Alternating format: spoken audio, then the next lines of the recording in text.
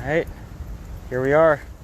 Whatcha! Wow, what an entrance. Yeah, hold on, let me extend this tripod. We'll get a view of the whole garden right now. Hello everybody on this hot Thursday. There's Brianna. evening. We're back. Here we are. This is the wellness garden. We got our fans. This is summer in the wellness garden. Looks amazing. Looks incredible. Look at how tall these are. These are our cover crops. Remember these? Remember when we planted these on the live? Look at how big they are now.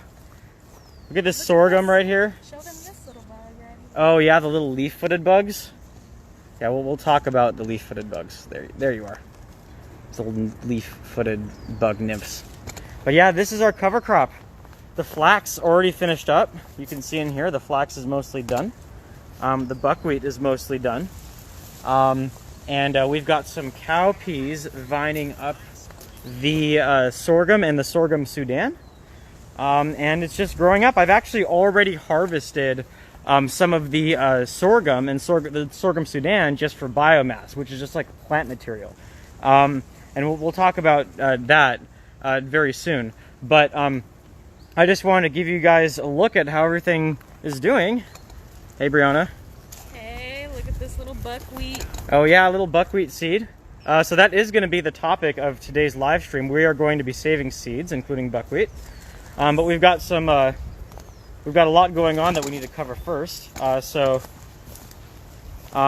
These had beans in them and produced very prolifically. And this is what happened to the sorghum stalks that I harvested from this bed right here. I'm using them as a mulch to effectively sequester nutrients into this bed. So this is a sort of new method that we're trying here in the wellness garden. We're essentially trying to run our raised beds entirely off of A, crop residues, and B, biomass plants, like this sunflower right here. You can see how much I've cut the sunflower back. So we're harvesting the sunflower for its nutrient-rich leaves and stems, aka biomass, and we're using them as a mulch. There's crop residues under here. We've used the sunflowers in some of the other beds, and then of course the sorghum, as I just talked about as well. Left the eggplant here. The eggplant hasn't been doing too well. It kind of got shaded out by the beans, but now that the beans are out, it's starting to look a little bit happier. And then seeded in some more stuff right here, some veggies over here, and then in the middle we put some of these giant red sunflowers, which, as you can see, this is a prodigious sunflower. That's like 8 feet, 7 feet. It's like 8 feet tall, yeah, and look at how thick the stem is. So in this system right here, the sunflower is going to provide a canopy for all the plants underneath. That'll help protect it from the sun's harsh rays as we get into August. So using plants to help each other out, to provide ecosystem services. That's what we're trying to do here. It's agroecology 101. And here's another biomass plant that we're introducing this year. This is Mexican sunflower, Tithonia diversifolia. You might have seen this one on our story.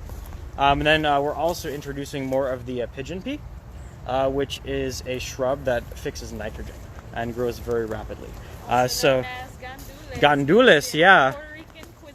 Yeah, it's not just like a plant you can grow for fertilizer, for green manure, but it also is edible. What do you guys use it for, Brianna? We use it for one of the main dishes in Puerto Rico, which is called arroz con gandules, and it's like Arroz con gandules. they make like a green sofrito made out of like cilantro, onion, garlic, mainly cilantro, onion, garlic, bell pepper, and then they cook that with the rice. And you cook the rice all the way, and you add like an orange sazon, and it looks like an orange rice with the dark pigeon peas. Oh It's man, really good. you're making me hungry, Brianna. And then if you want to spice it up, you can add like a little bit of sausage and stuff. And it's Ooh, really yum. good. Sounds delicious. Yeah. But yeah, and so not only does this pigeon pea plant yield delicious peas, but it grows extremely rapidly. I can show you guys some that we established last August that were looking kind of anemic at first, but I gave them a nice little addition of nitrogen-fixing bacteria, and they've really taken off since then. So yeah, these have had about like 5-6 months of growth on them, like active growth, because they do go dormant in the winter. But like all of this right here, I cut this back about a month ago, like right here, and right here. I cut that back about a month ago, and look at all this new growth. Like on this one, we probably have about almost 3 feet of new growth now, and this one has about 1.5 feet on different stalks. So pretty incredible how quickly it grows, and since it fixes nitrogen from the atmosphere, it's a source of free nitrogen fertilizer that you can use in your garden. All you have to do is just cut off the stems. You can remove the leaves if you want, or just use them whole, and just apply them as a mulch, and it's free nitrogen fertilizer. Sunflower foliage is, anything in the sunflower family generally has very nutrient-rich foliage and will thrive in poor soils, which is why we're also using the sunflowers. I can kind of show you where they've been used. We just cut a couple sunflowers today, and used them as a mulch over here in this polyculture system. So we've been trying a lot of new things this summer. This is a polyculture, which is basically just a bunch of different varieties that are growing together, but they're very carefully selected so that they don't compete with each other. And it's something that takes time to master. I'm new at it, but so far so good. And these polycultures have different layers. The top layer in this one is the sunflower, the middle layer is the beans, and on the bottom we have some nasturtiums and some greens. You can kind of see them in there. And the greens, they're getting a bit too shaded out, but they do like the shade. Oh, that? It looks kind of cool. Oh yeah, that's a perennial. That's achira. It's a root vegetable. Oh, nice. So we're going to eventually have a perennial system in here to complement the lemon verbena that already exists. But for now, we're just doing some annual crops, and we'll probably establish perennials. Well, we're already establishing some. We've already got the achira establishing, and we've already got some turmeric that I planted. But we'll probably establish some more in the winter that need to be established in the winter, if necessary. Like I was thinking maybe doing some more yarrow and clover. That's perfect to establish in the winter. But yeah, so that's kind of what we've been experimenting with here, and these sunflowers were just cut and laid on the surface. It's a lot easier to see in this bed with the general approaches that I've been taking. Sorry, Brianna. So yeah, as you can see here, it's in rows this time. So you have your vegetable row, which is right up next to the drip line, and then you have the row that you continuously add your crop residues, your biomass plants, your green manure to, and it feeds the soil. And so this polyculture system got a round of fertilizer to start. Hopefully you only have to use fertilizer once in this kind of system, and then it can pretty much sustain itself just with the crop residues and with other biomass plants that we have. And this one over here did not get any fertilizers at all. It's just pretty much running off of the nitrogen that the peas fixed last season and whatever was in the soil. So this is pretty impressive for no fertilizer. And I think we're going to start getting some summer squash soon, which is very exciting, and the beans are already setting. So we're going to get some more beans soon. We've been having beans coming out the ears this summer. I have harvested so many beans off of this garden, and it's been absolutely incredible. We've been donating them to the food pantry, and they've been very grateful for all of our beans. So we've got more beans right here. These are the Burgundy beans. They're beautiful. I actually harvested some in here. This is today's harvest so far. You can see Burgundy bush beans. They're pretty decent sized plants. They get big, but they're delicious. I just use them as green beans, and when you cook them, they'll turn green. Yeah, they're good, huh? Yes, very good. They don't taste different from normal beans to me. But we have some babies coming up in this row too, along with some squash and some okra, radishes, and fenugreek, as well as assorted flowers. So lots of biodiversity in these polycultures, and the plants sort of help each other out in various ways. So you just need to be very careful about how you design them, because if the spacing's not right, there can be too much competition, they'll all suffer. If you have plants that are incompatible with one another, they'll inhibit each other's growth. So it's kind of like you're just trying to figure out, what the best combinations are, and that takes time, but I think we're onto something here. But yeah, so that's kind of an overview of what's been going on. Oh, I suppose I should show them the passion fruit and the milpa bed. Passion fruit. I'm not sure when these are going to be ripe, but hopefully soon. Lemongrass is looking great. Ginger's getting established. Very excited about the ginger. This bed hasn't been doing so hot. Not enough diversity in my opinion. But we have been getting zucchini and just got a little bit of okra. And here's the milpa bed, which is sunchokes plus the milpa mix from green cover seed. The milpa system is an indigenous farming system that has been practiced throughout Mexico and Central America for about 4,000 years. Ooh, there's a native bee on the, Oh yeah. It involves corn, beans, squash, and a bunch of other stuff, and that's pretty much the idea here. This seed mix that we brought, that I brought, is pretty much inspired by that. And this corn is doing great, and the sunchokes are doing awesome too. I have been harvesting the sunchokes for biomass as well. Seems to make another great green manure. But the thing about corn is that you need to grow it in large blocks, at least 8 by 8 feet for proper pollination. Obviously we only have a couple plants in here, so they're going to need to be hand pollinated. And then berries. Yes, we need a moment to appreciate the berries. I'm not sure what kind of berries these are, but they look good and they're ripening up. There's a debate. My vote Tomatoes. goes for blackberries. Yeah, I think they might be blackberries too. That's my vote. And yeah, then the fruit tree guilds look great. The mugwort's all grown up, the comfrey's all grown up, the beans are all grown up. You could actually see them in the top of the tree right there flowering. Show the lemons. Those are scarlet runner bean flowers. Lots of lemons. Yes, I'm excited. There's all over the tree. Yeah. Well, I think we should get to the main subject of this video. Yeah. There's a lot to show that's changed since the end of spring semester in this garden. You know, once you hit summer, everything just tends to take off. But we're going to reposition the camera around this table because this is where we're going to be doing our work today. Just take a moment to appreciate these fans. Yes.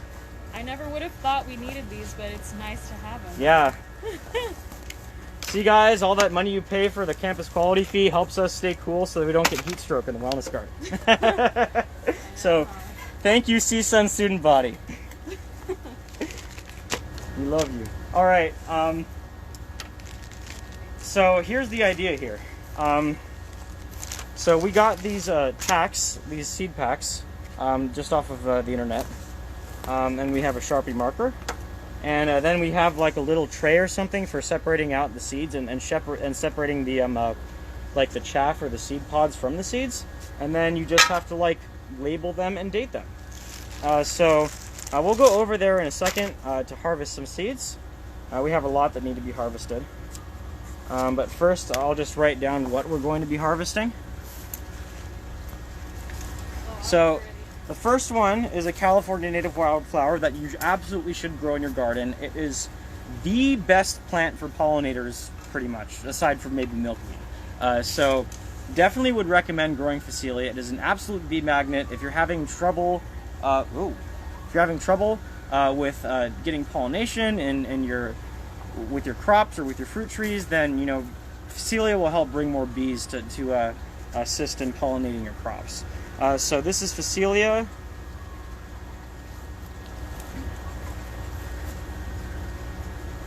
Facilia tenacetifolia, tansy leaf Facilia, and we're also going to put the month and the year the seeds were collected. 7/20/21. Yeah, plant Facilia in the fall or winter, and it's drought hardy as well. California native, drought hardy, great for pollinators, especially native pollinators. So next we're going to do the buckwheat. 7. I'm a little excited and I thought some already. Yeah? That's okay. We'll get more. Sunflower.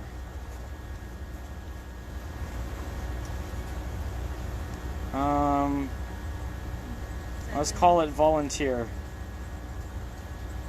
Since we don't know the variety. Yeah, I don't know what variety of sunflower we have flowering. All I know is that, in my opinion, it looks very much like the native variety that we have. Yes, common sunflowers are native to California, and those are the a lot of the sunflower-looking plants that you see growing alongside of the road and in like grasslands are actually sunflowers.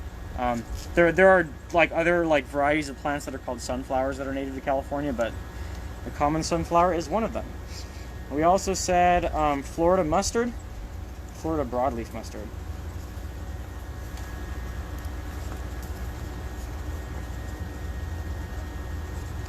This is 7.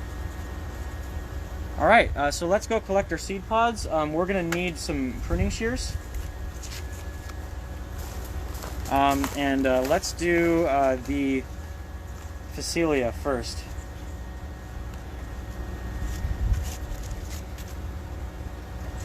Actually, let's do the buckwheat first, since you already got some buckwheat. So yeah, do you want to take the camera and follow me, Brianna? Sure. Let's just make sure to keep track of the time as well. Okay, yes. It's currently 4:16. 4:16. We have plenty of time. Great. So yeah, this buckwheat is more than ready to harvest. It's been ready. So what I'm going to do is just go in here and snip off the entire head and put it in there. This is what it looks like. Yeah. And buckwheat is a fantastic plant. I love buckwheat. It grows and produces very rapidly. It is a grain that you can make into like bread and confections and stuff. It's very healthy. I believe it's gluten-free because it's unrelated to wheat. It's a flowering plant. And also, it attracts tons of pollinators and it helps make phosphorus more available in your soil. So it's a win-win-win. Buckwheat is a fantastic thing to grow, and we're going to be growing a lot more of it here in the wellness garden. So we're just collecting the flower stalks right now. And this buckwheat was part of our cover crop that we sowed. And it did really well. It was the first plant to reach maturity in here. And since then we've had a bunch of others do that, but it attracted quite a few beneficial insects. I kept seeing native bees and parasitoid wasps and all kinds of good, and butterflies and all kinds of good stuff all over it. It is also in the what family? It's I know the botanical name of the family, the Latin name or whatever, Polygonaceae. But what else is in that family that people know? So, probably some flowers. Why would someone want to save seeds? Why would somebody want to save seeds? Let's see. What is the purpose of this? Well, A, so you don't have to buy them. B, in a way, it offers security if you have seeds that you're saving, like, you know, of varieties that do well in your area. Like, if you need to grow some vegetables to get through a tough time, then it's good to have seeds that you saved that you've been able to sort of like adapt to your location. Because that's what will happen after a while, is that if you have if you're growing like heirloom seed varieties with a lot of genetic diversity, then they'll adapt to your area. More or less, you know, the amount they can do that is kind of limited, but it will start to happen. You'll start to get varieties specific to your area. And that's good because you'll get better crops every year. And also just in general, it's a good thing to do. Like if you have not a native variety, but an heirloom seed variety that runs in your family, save the seeds. You know, that's your variety. So just gonna sort of like pluck the seeds off. We're gonna toss aside flowers, or the flower stems. Just kind of like separating them out. This mask keeps falling down. Wish we had like a little sifter. So this is what we have. We do have a sifter. Oh. Let's get it. I did not know that. Well, we do now. I had a... This is another thing we got with the CQF money, which is awesome. So, yeah, we'll use a fine mesh sieve.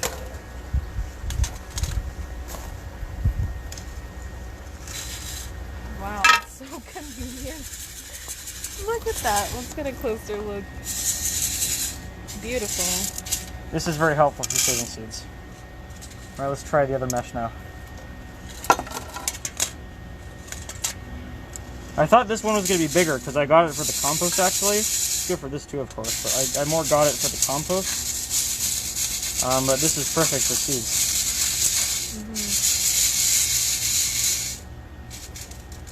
I think these will fall through this one. Yeah. You can't use that one. Well, there's some buckwheat seeds. Now we have our packet that we labeled. She's like a little... Okay. You can definitely get more. Want to get more? Sure. You want to show me doing it now? Yeah. Okay, well, let's see. Let's see if I can mimic one.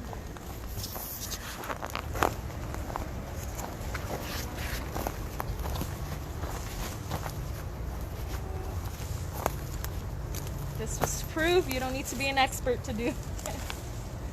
I'm not an expert either. I may sound like it sometimes, but I have a lot to learn. That's humbling, you know? I feel like once you're at that place where it's like you can always learn something new, that is very humbling. In here. And look at these. This one dried out. Buckwheat seeds.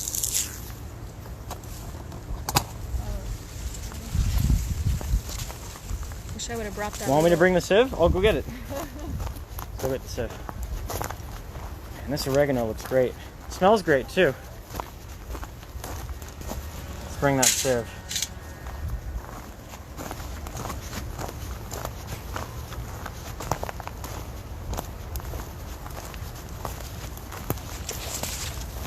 This cover crop is just massive. It was even bigger before I harvested the stuff over there. It was huge. Oh, we got some okra coming up in here. Nice. What does okra look like? Right there. There's one that's flowering in the zucchini bed. I did put okra in there. It just never really took off. I've been trying to figure out how to do okra because okra is very heat tolerant. It's a great thing to grow in the summer. My grandfather, or Papu, always used to grow okra. I think I might need to talk to him to hear about some okra growing secrets.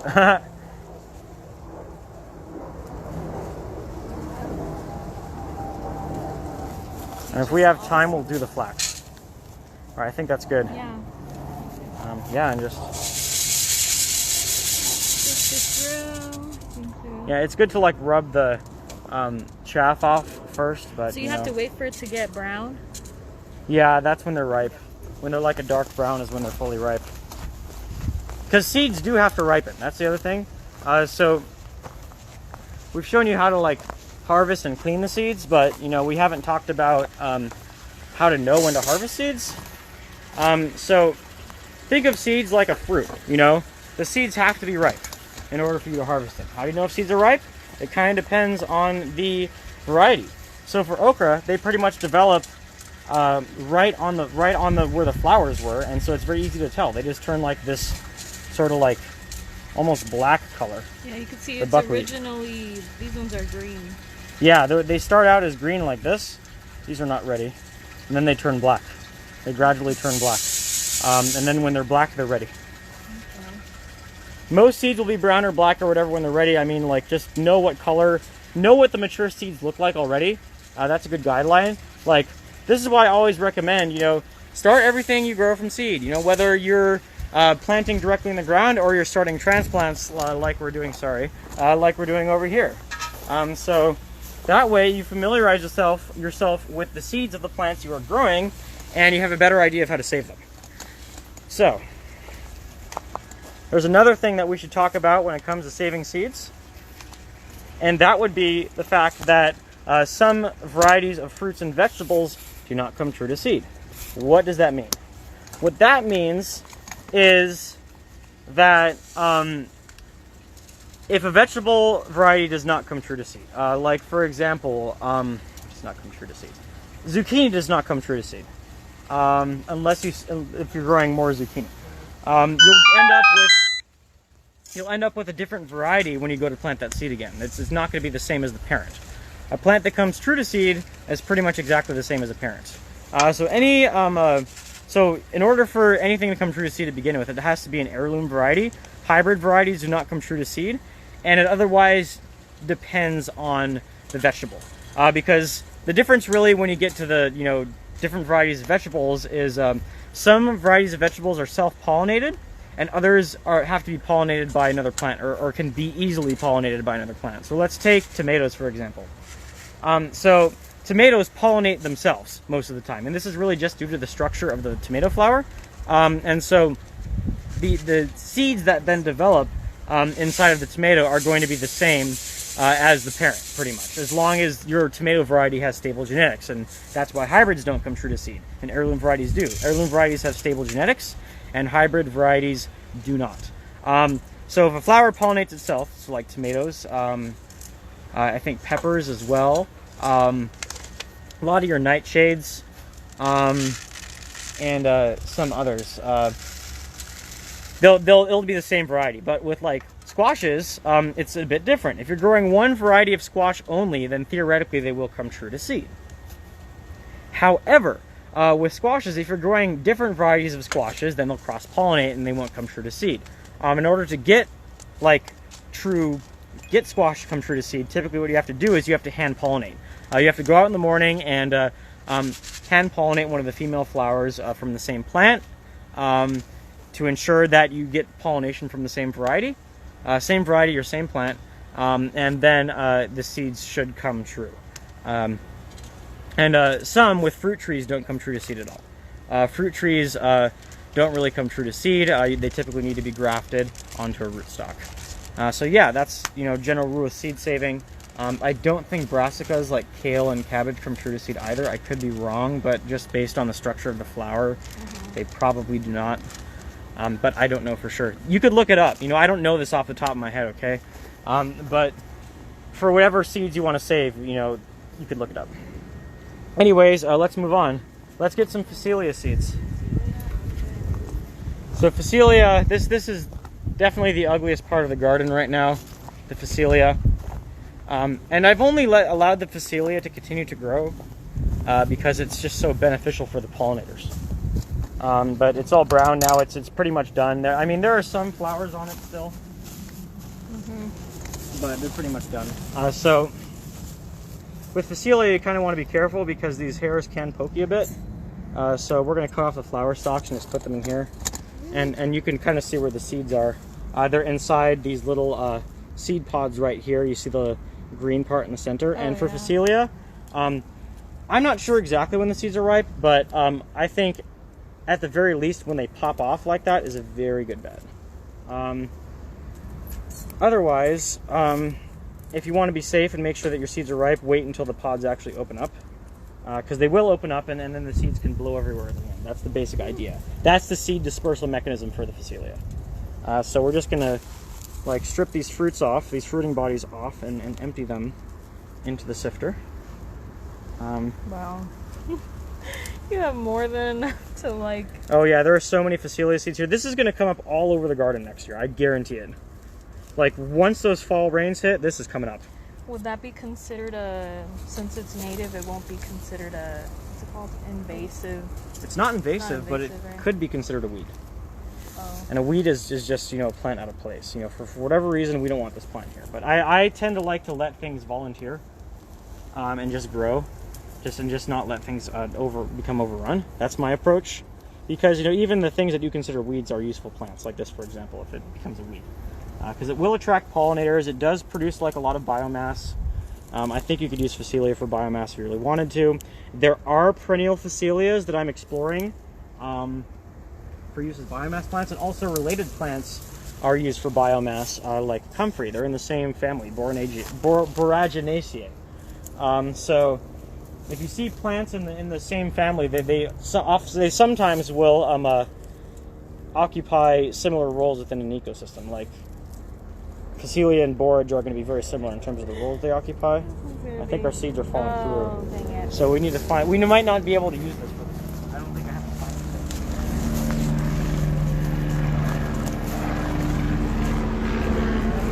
Might have to do it. Well, actually, I have an idea. I need to.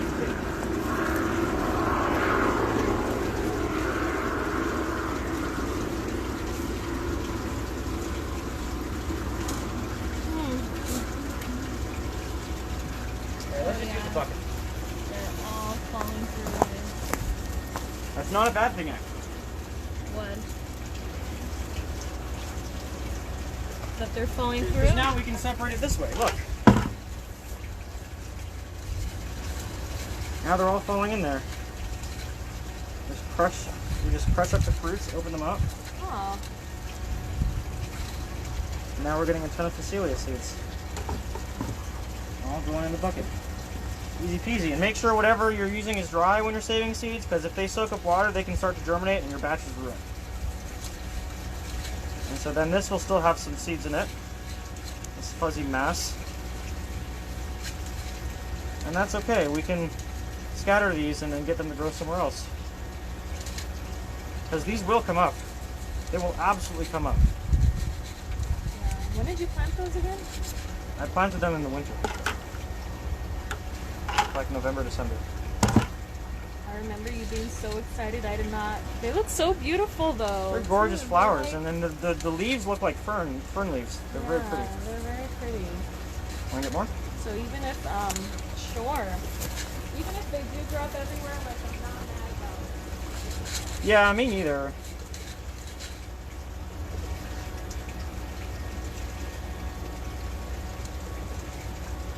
Yeah, you kind of got to crush this up.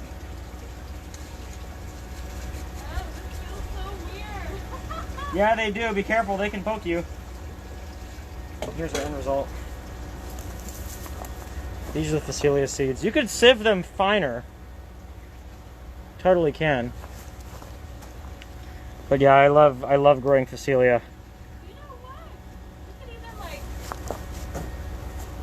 share these, you know? The seeds? Yeah. I was planning on it. I mean, Like what if we have more than enough for here? I was totally planning on sharing the seeds. If this is done, we can discard this. Where should I put it? I don't know. Any bed. A bed where you think, yeah. Maybe in the pollinator box. Yeah, the pollinator box is nice.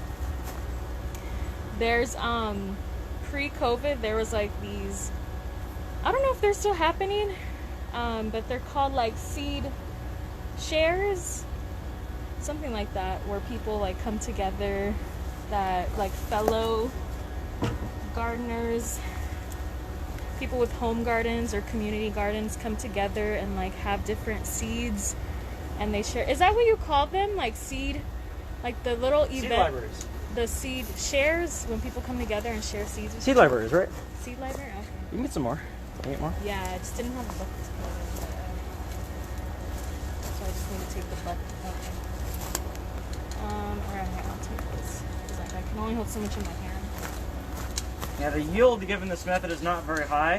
You could probably even try like putting these in like a, I don't know, like I would try putting this in a blender and seeing what happens, but I'm not sure if the seeds would survive that. Just like blitz it really quick to break up the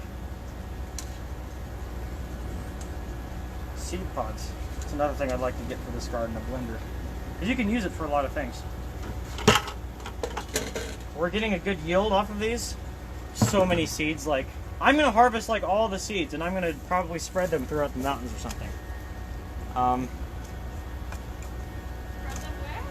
Like throughout the mountains where there's like a bunch of invasive grasses and stuff growing, because Facilia can grow with invasives.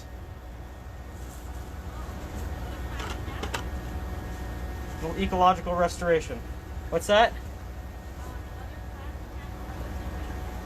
With invasive species?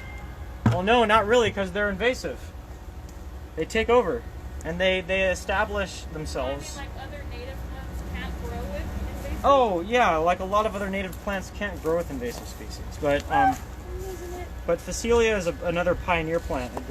It's like it thrives in areas that are being disturbed continually, and a lot of the ecosystems around here that have been invaded remain that way because of increased fire intervals or more frequent fires. Like the increased frequency of fires due to the activity of irresponsible, negligent, and malicious humans prevents the longer-lived natives from getting reestablished, and that's like only part of the story. It's a very complex issue. If our friend Richard from Sea Sun Sustainability was around, he could probably tell us more. But yeah, Sea Sun Sustainability will definitely be getting some Facilia seeds. I know, I told you. You could use gloves. It's not like stinging nettle. It won't sting you. But like this is enough seeds for me to use for a cover crop for the winter. Because Facilia, this species, Facilia tenacetifolia, is actually used in cover crop mixes in Europe. And it's starting to catch on here too. I'm sure a lot of farmers in California will start using it because it just grows so well here because it's native. Yeah. Like this is an amazing species. And it's so attractive to pollinators. It grows rapidly. I mean, what more could you ask for for a cool season broadleaf for a cover crop mix? This is like a great plant for that. I'm going to be using it in cover crop mixes. So that's another reason to save seeds. Now I don't have to go buy a pound of Facilia seeds for my cover crop, or however many I wanted to buy. And I could reseed these everywhere, you know, throughout my yard, like, you know, as part of a habitat restoration project, you know, whatever. And if you're doing habitat restoration, of course, make sure you get the proper permissions. But if you have some like land with weeds growing on it and you want to make a native garden, you know, might be a good place to start. Get some native flowers going. That's how I started. Oh, and we could also do this. That'll clean them off more. Just have to be careful. Now these are real clean. Are you blowing the seeds? Yeah, that's actually how seed separators work. Oh. They use Fans? They use fans to blow the chaff off of the seeds. And see, now we've got some pretty clean seeds. Nice. Let's start putting them so away. these fans don't only come in handy for us, but also for the seeds. That's wonderful. Yeah, let's do one more batch of these and we'll move on to the next seeds. We can I can always finish harvesting these tomorrow. We'll get a lot of seeds, that's for sure. I'm gonna need to bring like a Ziploc bag or something. Okay, I'm gonna take like I need some pressure. Because I can only hold so much in my hand, you know? Like to harvest. Yeah, go ahead and take that. Let's do one more batch and then we'll call it a day for this Facilia. Spread this. It's everywhere, who cares, you know? It'll germinate when the conditions are right. Probably won't get very high germination rates in the mulch, but they'll come back. I can already see the nasturtiums I planted under the fig tree starting to regerminate and come back, so that's cool. It's good if you can get things to reseed. Like plants that you want to grow to reseed, that saves you a lot of work.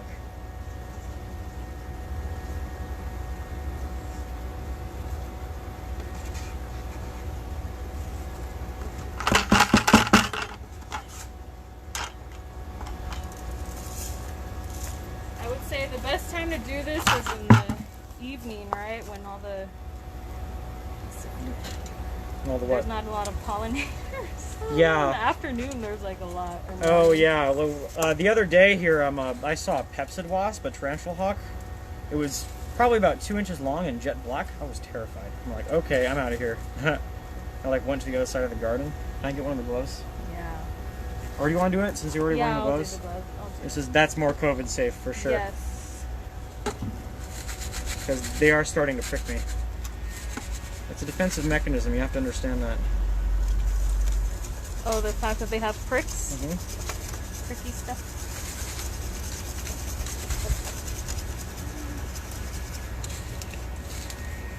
We are losing some seeds by doing this because the fan is too strong.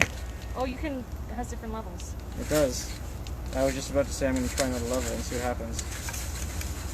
Were you also shaking it? You didn't need to like bounce out. Yeah. Yeah, these are very clean seeds. Yay! Interesting looking seeds. They actually look like footballs, and if you look them up close, they have little knobs on them like a golf ball. I was gonna say, even if like you don't have, do you have to clean them perfectly to like put them in a seed packet and plant them? Perfectly. I mean, if they have a little fuzzy, that's No, fine. that's fine. Okay, huh? I think it's okay. I mean, the main thing I would be concerned about is getting weed seeds in with them.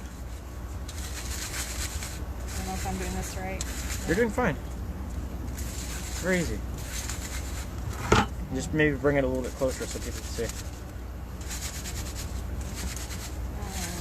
you call it good? I think it looks pretty much good. Okay, let's transfer this and see if the different fan speed is better.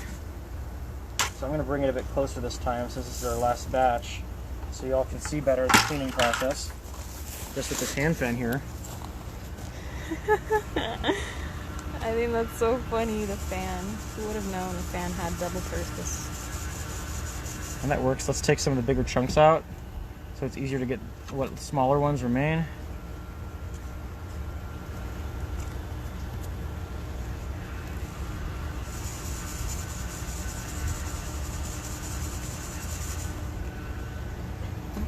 Let's get those few twigs out and we're good to go. I wonder how much seed this is actually going to yield, all those Facilias. Find out within the next week or two as I'm harvesting them. Alright, there we go. Yeah.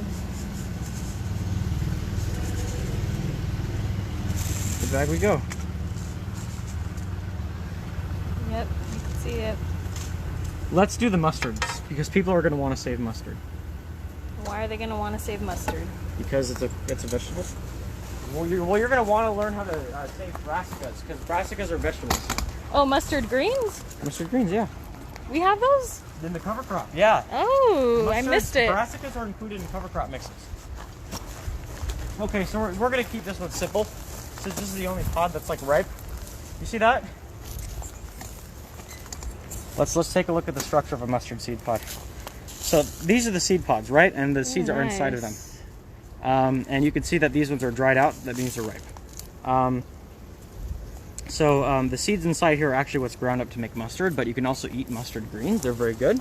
They're a bit spicy. I was going to say, where are the mustard greens? Oh, they bolted a long time ago. I mean, like, you can see right here, you know, it's it's either yellow mustard or Florida broadleaf mustard. We're calling it Florida broadleaf.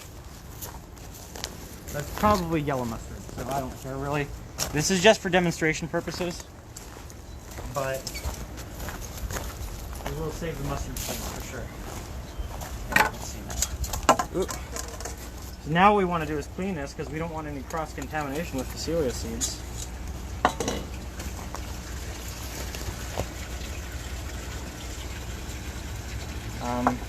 But the mustard ones, we're not going to.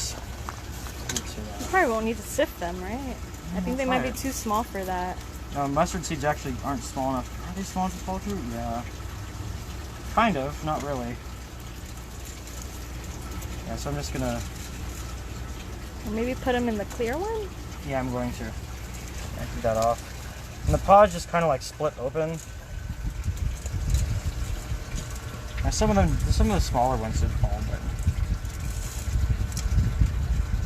So mustard seeds are actually pretty massive. So I'm actually thinking maybe... You see how light those are? So they just blow right off. You popped all of them? Yep. The last ones can be manually removed. So we'll just take these out.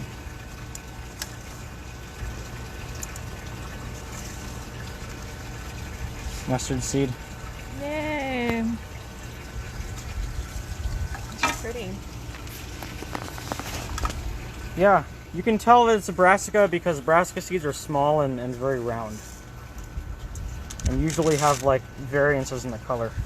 This one's done for now. I'm gonna seal it up. I don't even think you need to lick it. Yeah, you do.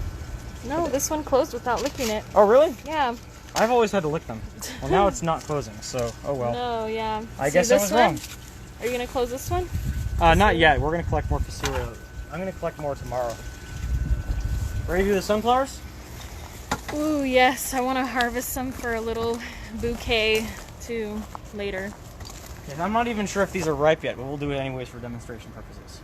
The So when it comes to sunflowers, that are dried up there? yeah, the seeds develop in here.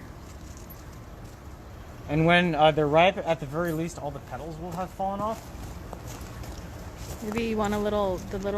So like maybe this one up here, we can try. But this one doesn't look quite ready to me. So we'll try that one. Oops, sorry. Apple watch. There's another really good looking one up here.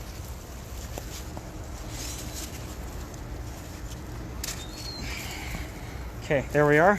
Let's try these two. And I took a look at a couple of them earlier, and I saw what looked like mature seeds. So these might be good. But like last time, clean it off.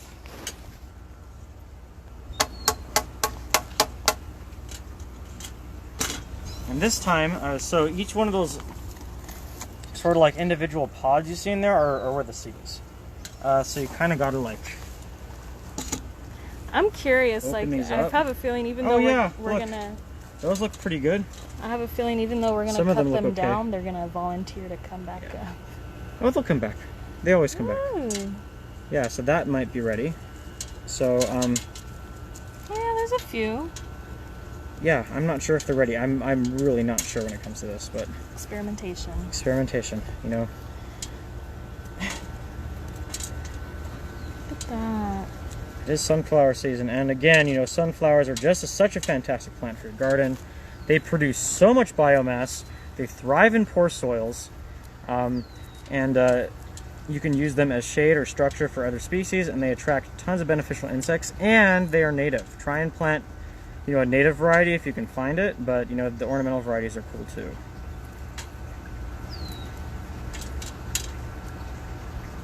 And this is another reason why we save seeds, because when you have a volunteer plant like sunflowers,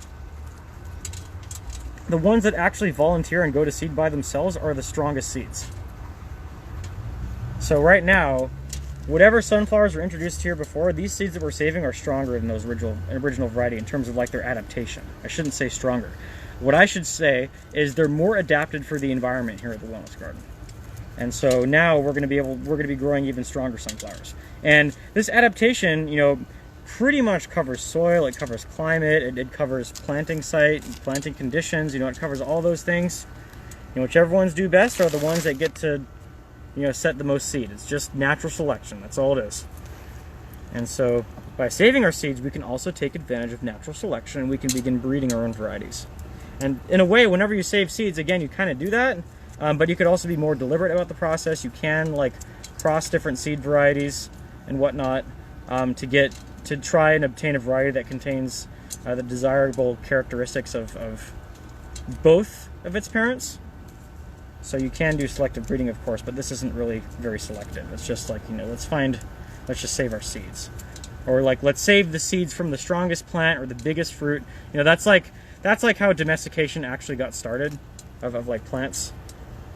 You know, when people first started growing the wild varieties and began saving seeds, you know, then they became more adapted to human intervention. Then humans could eventually begin, you know, humans got better at breeding and started selecting the traits they found to be very desirable. So if the spaghetti squash that I have that's doing really well, I could save the seeds from that one then, because it's doing really well. Yeah, just make sure you hand pollinate. Hand pollinate? Yeah, as we talked about earlier, you want to hand pollinate anything in the squash, zucchini, and cucumber. It's the squash, cucumber, and melon family. It's doing well on its own though. No, but that's so you get the same variety. It comes so that it comes true to seed, right? Oh. Because okay. otherwise you can have cross pollination. Right. Okay, so I'm going to think about how we're going to sieve this one out. We might need to start at like a larger one to get the Like chunks of sunflower out. Yeah. Yeah, these seeds look pretty ready to me.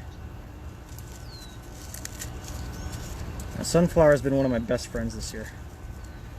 I mean, Asteraceae plants in general are awesome, but I just love how they follow the sun. asters, yeah. They're happy plants. They're some of the toughest plants too, the asters. They're very tough.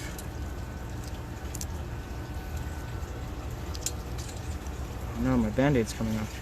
Do you mind finishing this? I need to reapply it. Yeah. I cut myself the I other was day. gonna say, what happened to your hand? One time I cut myself while cooking, and the other time I cut myself while gardening. Wow. So one of my pinkies from gardening, and that's much worse. I almost cut my finger off. So be careful. Be careful when gardening. Let's see. What is the worst? I don't know if I have a gardening injury story. Worst gardening injury? What's Honestly, your worst? that's the worst one I've had. I cut like a pretty decent chunk out of my pinky, and it Thankfully it didn't hit muscle or bone, I'm fine. But it's pretty gnarly. But always keep a first aid kit in the garden. I don't That's know. another good tip for you. Yeah. We just got a brand new first aid kit because we ran out of some stuff in the old kit. And this one looked better anyways. I think my story is not really an injury, but one time we were here. It was because I didn't bring enough water with me, and it was super hot, and it was when we were meeting in the afternoon. And I just started feeling sick, like lightheaded, because I think I was dehydrated, and I also didn't eat much, so I was like hungry. Yeah, that was probably my worst story.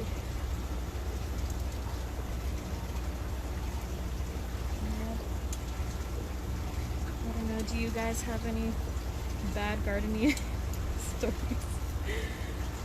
Oh my gosh, I just got chickens, so that's been a whole like new thing. Is like, but it's like a good exchange we have. Like, we let our chickens eat from our garden. They like the herbs that we're growing, and they also really love the watermelon leaves. I'm gonna hope that, or try to, that they don't eat all our watermelons growing, but once they're done flowering. But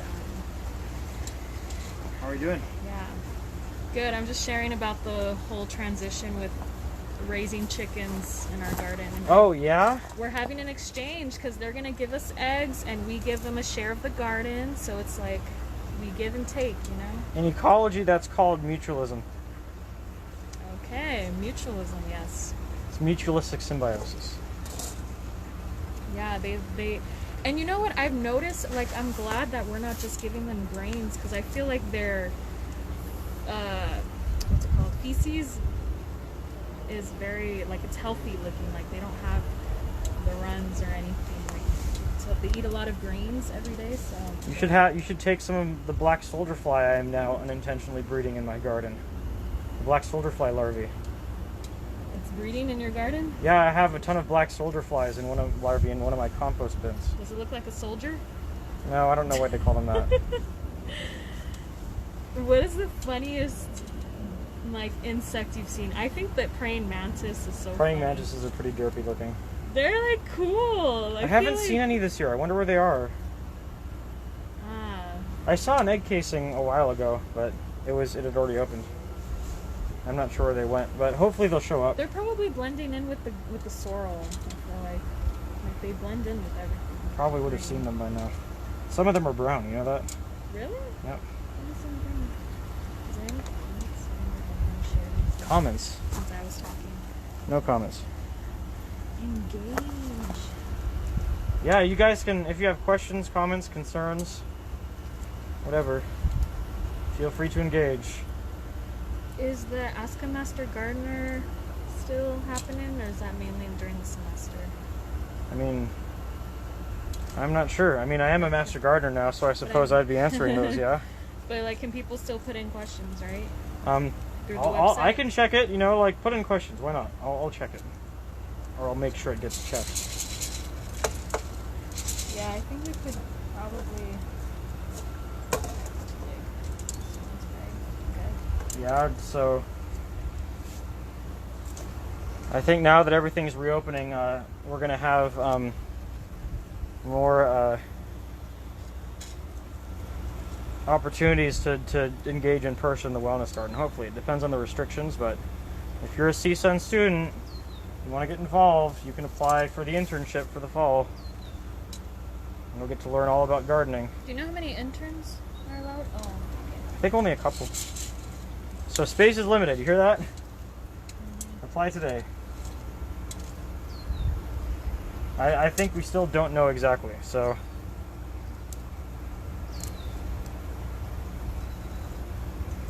I want to try transferring this to, like, the bigger. I would sieve it through the biggest one first, and then continually reduce the size down. Really? I think these are too big for the seeds, though. Well, we don't want to sift out the seeds first. We want to sift out the big chunks first, right?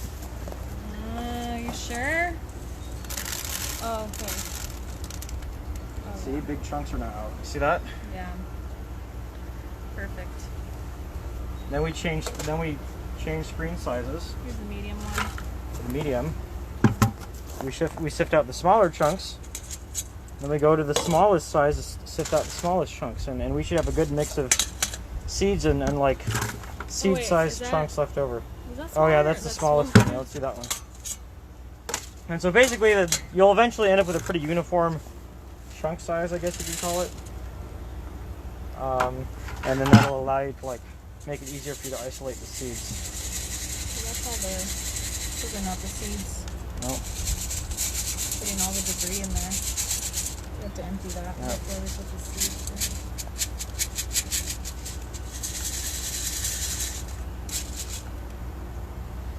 in. The rest of the stuff we might be able to blow off. Yeah. Maybe a higher setting. Oh, it's too heavy. It's because it's wet. So in this case, what I recommend is to dry the seeds out. Yeah. Dry them out overnight. Oh wait, yeah. Never mind. Oh, okay. Good thinking, Brianna. Science rules, as Bill Nye would say. Let's bring it a bit closer to the camera. Oh. Like not closer, but like. It's like popcorn here. We'll be able to get out a lot. So some of the seeds are traveling through, but we got a good yield. Yeah. So at this point, just hand pick out whatever you don't want. That one. Did you make a label for that one? We still have some seeds in here. Yeah, so these seeds are now, these other ones that are left over, and here are now volunteers. So I'm going to just scatter them. Did you make a packet for that? Hmm? A packet? I did. Where is it? Volunteer sunflower. Did I put it in my pocket? Oh yeah, I did. Yeah, I mean, this is clean enough. I don't think this will be a problem. Yeah.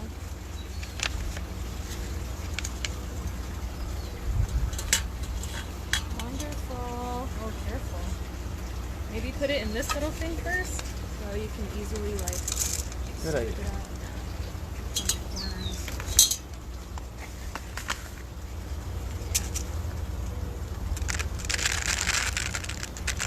All right, that's how you save seeds. And there are different procedures for different vegetables.